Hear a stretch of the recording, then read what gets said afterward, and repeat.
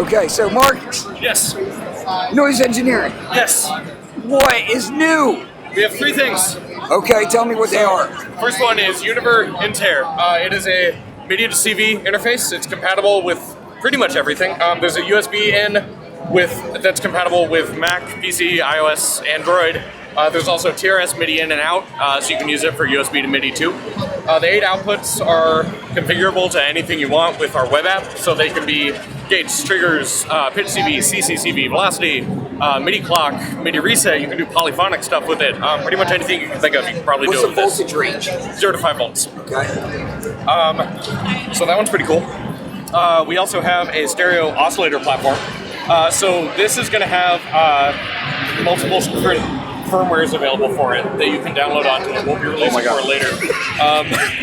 So there's 2 parameters and 3 algorithms currently, and then there's stereo phase modulation inputs, so you can do weird stereo separated audio rate stuff. Do you know what the audio rate can go up to? Very high, but I'm not positive. Okay.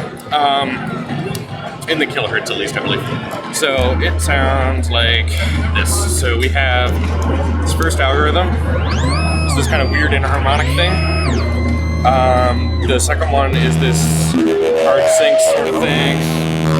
And all this is CVable, obviously. And the last one is this kind of super saw type deal. And then there's a chorus that can go over everything as well.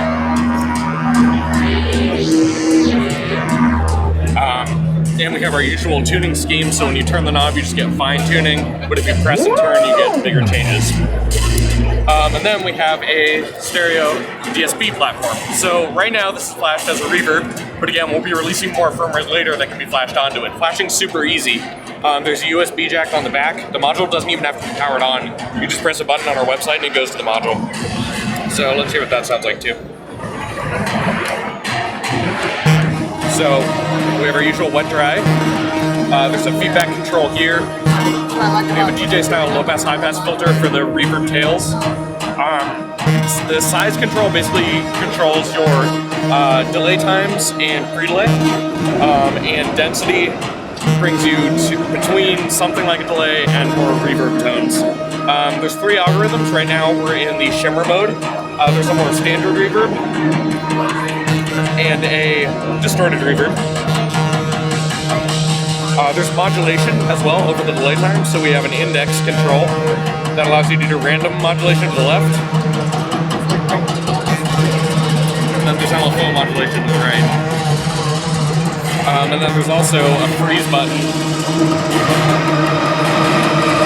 What sample rate does this run at? I'm not sure. Okay.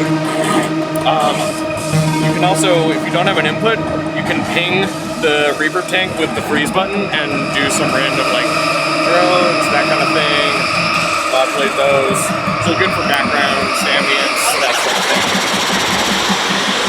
So yeah, we don't have release dates or prices on those yet, but they'll be coming out later this year. Okay. And the platform, right? Yes. Will this be, is this like open source? Can other people develop for it? It is not open source. We'll be releasing more firmwares later after release.